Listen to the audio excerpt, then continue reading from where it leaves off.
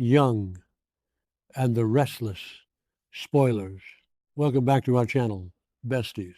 Today is a beautifully chaotic day in the soap universe, and we have so much to unpack together. Grab your iced coffees, take a deep breath, and let's get right into the absolute madness. You guys, I am deceased. Stop what you are doing right now.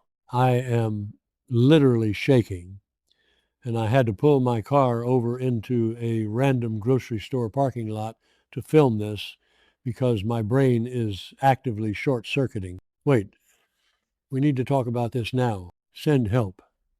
My soul has actually left my body. I was mid-skincare routine this morning, literally had a charcoal mask smeared all over my face, and when this episode ended, I shrieked so loud I dropped my jade roller and literally had to yeet my phone across the room.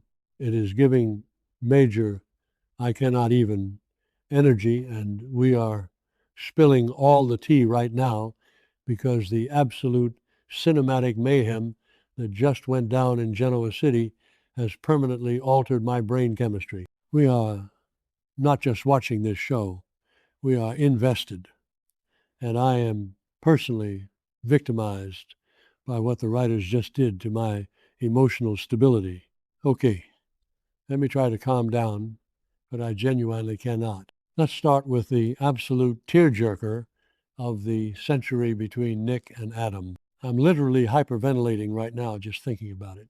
Adam is sitting there looking at his brother, and he basically tells Nick that getting back into treatment as soon as possible is the most important thing in the world. And you guys, the vulnerability on Nick's face, I was sobbing.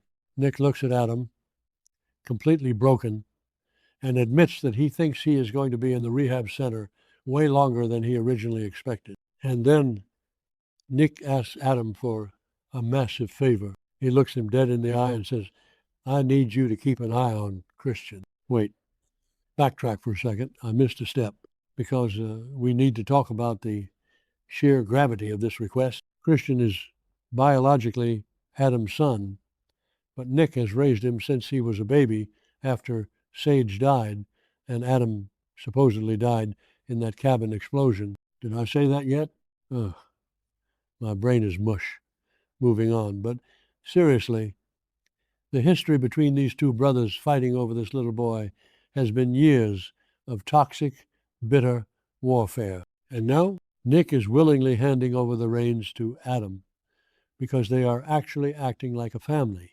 Nick straight up admits that he cannot be the father that Christian needs him to be right now. The self-awareness, the growth, the absolute tragedy of it all. I was on the floor, and Adam, who usually has some snarky comment lined up, just softens completely and agrees to do it.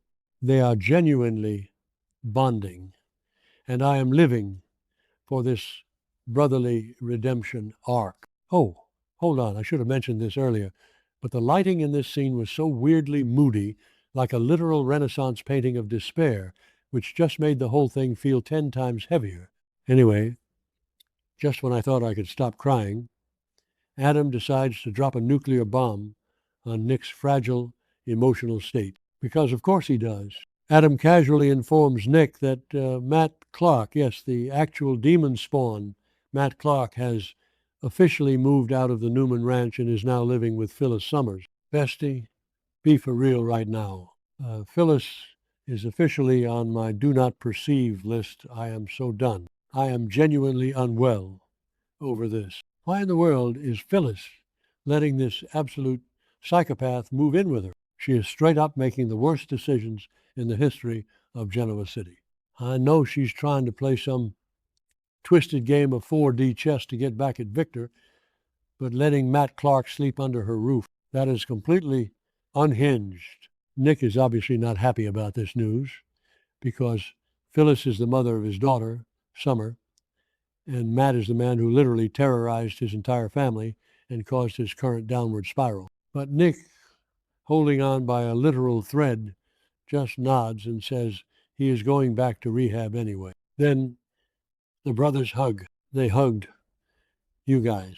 I was screaming into my throw pillow Nick walks away, and I genuinely thought, okay, he's going to get help. Everything's going to be fine. Spoiler alert, I was a naive fool. Wait, I'm glitching. Okay, back to the main event. Before we get to the absolute disaster at the end of the episode, we have to talk about what happened at Crimson Lights. I need to take a sip of my coffee because my throat is dry from screaming. Okay, so Sharon and Mariah are hanging out at the coffee house. And don't even get me started on the vibes of Crimson Lights. Lately, the aesthetic is always so cozy, but the trauma that happens in that place is astronomical. Sharon is having this incredibly deep, emotional conversation with her daughter about forgiveness. Mariah is obviously going through absolute hell right now, with Devin suing her and Tessa dealing with her own messy feelings, so she needs her mom.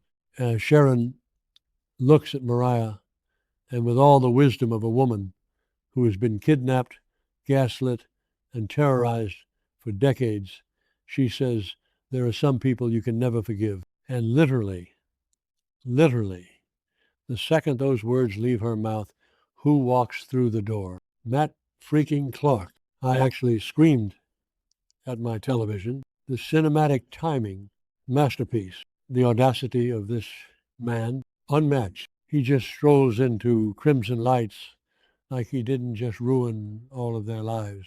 Mariah turns around and locks eyes with him, and you can just feel the air get sucked out of the room. Sharon immediately goes into full protective mama bear mode. Matt, with that smug, disgusting little smirk on his face, looks at them and casually says he isn't there to bother them. Oh, sure, Matt, you just coincidentally walked into the exact coffee shop owned by the woman you traumatized while she was talking about unforgivable people. Sure, Jan. I am calling it right now. Matt's villain arc is about to go nuclear, and he is absolutely targeting Mariah next because she is vulnerable and isolated. He is a predator, and I am genuinely terrified for her. But wait, because if you thought that was the most stressful part of the episode, you are dead wrong. Remember how I said Nick walked away from Adam and was heading back to rehab? Yeah. Well, apparently the universe decided Nick hasn't suffered enough. We cut to a scene of Nick driving his car. It's dark. He looks completely exhausted, and the tension is so thick you could cut it with a knife. He is gripping the steering wheel, and he looks like he's fighting a literal war inside his own head. And then it happens. Nick reaches over, and he has a pill, a literal drug pill, after everything he just promised Adam. After crying about not being a good father to Christian, he is sitting there in the driver's seat, and you can see the exact moment his willpower just completely snaps. He cannot resist the pull of the addiction that Matt Clark forced onto him. He swallows the pill while he is actively driving a moving vehicle. I am literally shaking. Who does that? I mean, I know addiction is a horrible disease, but he is behind the wheel of a massive hunk of metal. The camera does this super dramatic close-up on his face as the drugs start to hit his system, and his eyes get all glassy, and his grip on the wheel loosens. My heart was pounding out of my chest. I am manifesting a total dumpster fire by the next update because this is a disaster waiting to happen. Nick is driving under the influence of heavy narcotics. He is completely out of his mind, swerving slightly, and the episode just ends with this ominous, horrifying feeling that a massive crash is about to happen. Are you kidding me? You can't just end the episode like that. Who's he going to hit? Is he going to drive off a cliff again? Is someone else on the road? What if he hits someone we love? What if he hits Mariah after she leaves the coffee house? Oh my God. My brain is spiraling into a million different worst-case scenarios. This specific betrayal of Nick's own promises has personally attacked my soul. I was rooting for him so hard when he hugged Adam. I thought we were getting a healing era, but no. The writer said, let's put him in a car while he's high out of his mind and see who dies. I am physically vibrating from the sheer audacity of this plotline. I cannot handle the gravity of these events. I am going to be staring at the ceiling until 4 a.m., trying to figure out who's going to be in the crossfire of Nick's inevitable car crash. And let's just circle back to Phyllis for a second, because I am not done dragging her. Did I say that yet? Oh, my brain is mush.